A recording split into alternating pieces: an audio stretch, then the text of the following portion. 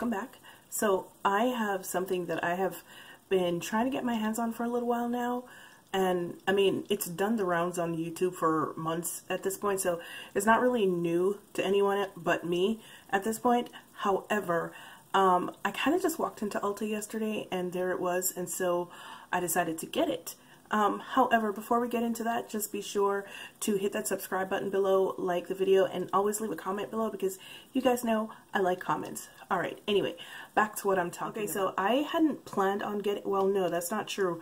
Y'all, honestly, y'all don't know how long it's been since I've been waiting for Makeup Revolution to come out with another foundation. It's been years, I promise you, it's been years.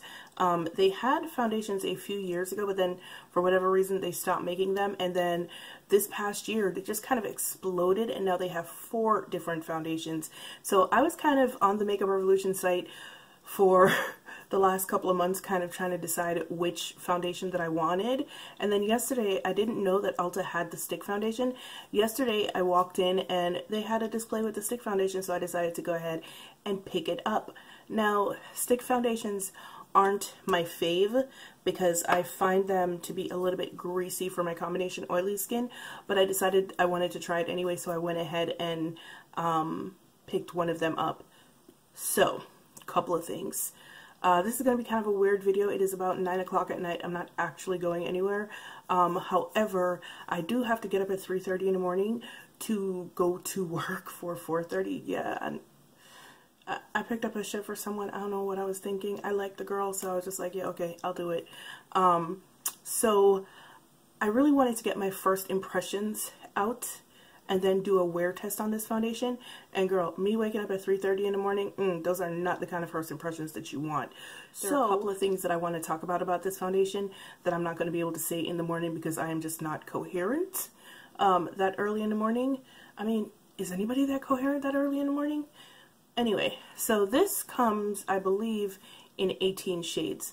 Now, the shade that I picked is F13, right? And I did that based on looking at it, looking at the testers. Oh, by the way, Ulta has testers now, fam. Yo, Ulta's stepping up in life. Anyway, so this is the shade that I got, F13, based on the tester that they had in the store. Let me do a little swatch right here. So that's what it looks like. Now, the reason I said I want to talk about this is F13 is literally the only shade that I could have gotten. The jump between F12 and F13 is like a freaking chasm. I don't know, the whole, just looking at the display, looking at the colors, looking at the undertones, I wasn't wowed by them at all. Now, for the concealer, this has been going around on social media and on YouTube for months now, and looking at them, I have the exact same problem with them. I picked up F12 and then I had to pick up F13 also because the jump between F12 and F13, it's kind of ridiculous. And honestly, F13, when I tested it, is a skin tone shade for me, so this is a skin tone concealer. So when I try to use these, I'm probably going to have to mix them together to get a desired color, because F12 is most definitely going to be too light, I believe. So that's F12. And F13 that I can't seem to open. Yeah, it seems to be either skin tone shade or maybe even a little bit too dark. That's what they look like. Alright, so without further ado, I'm just going to go ahead and put the foundation on. I'm using what I've been using for ever since I got these items, honestly. The Tatcha Silk Canvas Primer and the Marc Jacobs Finishing Powder. The Marc Jacobs Finishing Powder I'm probably not going to use tonight because I don't need to set it, because as soon as I'm done with my first impressions, I am just going to basically go wash it off. But I will be using it tomorrow when I do my wear test. So yeah, Tatcha and Marc. Good combination.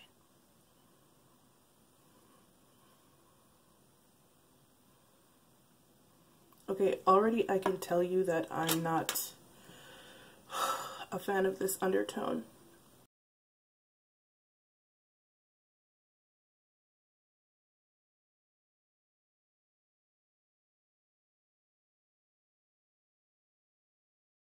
I will say already that I do kind of like the finish. I wouldn't call this, I really wouldn't call this like a full coverage, maybe medium. Definitely not full. It's not greasy. It's not greasy like I've come to expect from a lot of stick foundations.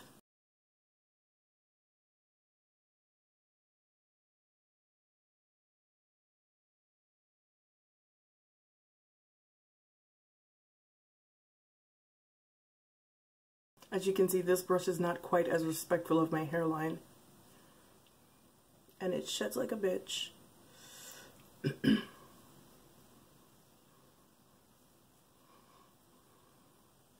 Alright, so there's one side of my face done and the other side undone. It's looking a little bit red, to be completely honest with you.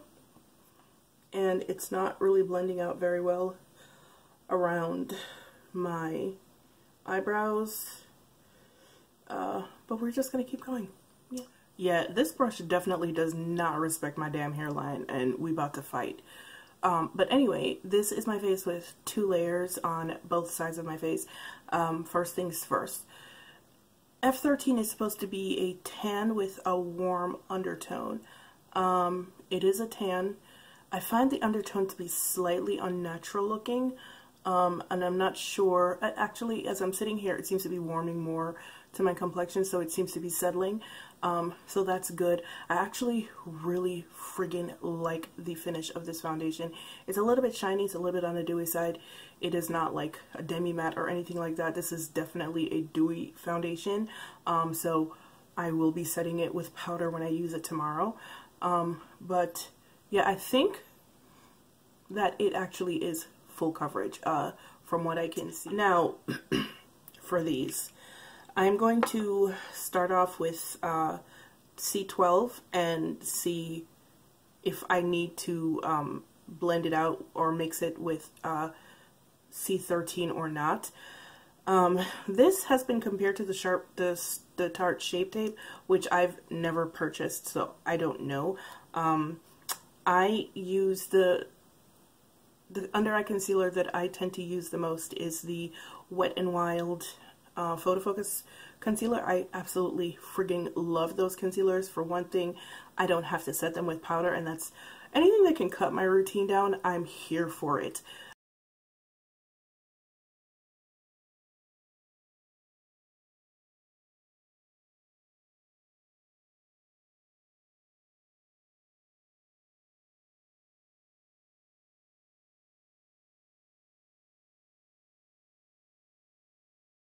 Okay guys, I'm back. It's been a couple of minutes. I'm going to go ahead and try to blend this out under my eye real quick. However, as I'm blending it out, so let's talk about the foundation so far. I did a finger test.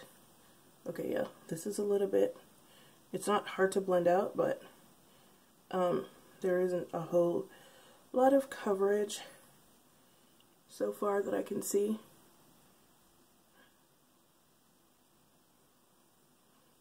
I definitely need more coverage. It does look very brightened though, even though it definitely does need more coverage. But it does look quite brightened. So anyway, as I was saying about the foundation, I did a finger test to see if there was any transfer, and literally I lifted the foundation off of my face. Like when I looked over here, you could see the spots where I had put my fingers and it had lifted the foundation off. So that is not good. Hopefully when I set it with powder tomorrow, I won't have that issue. Alright guys, so I definitely got some more coverage with a second layer underneath there. However, I did go ahead and set it with the Laura Mercier translucent powder of all things, because I felt like I had a little bit of a whitish cast on underneath my eyes going on, and I do actually have to go back outside before I take a shower and go to bed. So I ain't trying to walk around looking like who done it and then did it again. Anyway, so this is my face so far. My first impressions on the foundation, I actually like the coverage. I do like the finish. I don't particularly care for the undertone. I think for me, personally, the undertone is a little bit off. It could be... It feels like there's a little bit of neutral in the undertone. I said it with the Marc Jacobs powder, and two things happened. I'm not as shiny as I was a couple of minutes ago. And number two, the Marc Jacobs powder being a brownie beige powder, a brownie beige yellowish base powder, I feel like the undertones look better now on the foundation. Let me know if I'm wrong in the comment section below. Let me know if I'm crazy. I probably am. But yeah, so far this is what is happening on my face, and so far so good. I do like the finish of the foundation. The color is passable.